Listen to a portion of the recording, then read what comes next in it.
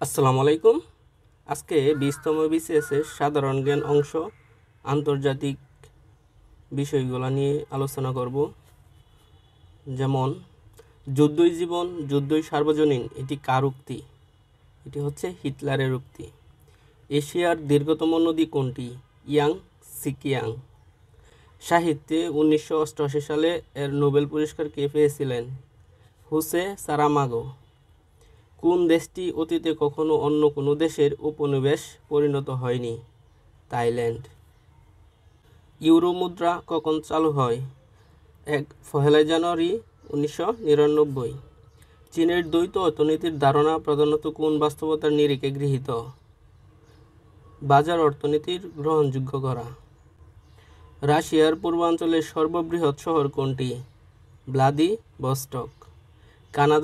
কানাডার ফরাসিভাষী জনগোষ্ঠী কোন অঙ্গরাজ্যের সর্বাধিক বাস করে? কুইবেক। কোসোভো নগরীর সাথে সার্বীয় স্পর্শকাতর সম্পর্কের কারণ কি? ধর্মীয় ঐতিহ্য ও ঐতিহাসিক স্মৃতি। উত্তর আফ্রিকার দেশগুলোর ভৌগোলিক সীমারেখার বৈশিষ্ট্য কি? জ্যামিতিক সীমারেখা। কোন দেশে প্রথম আণবিক বোমা ফেলা হয়? জাপান।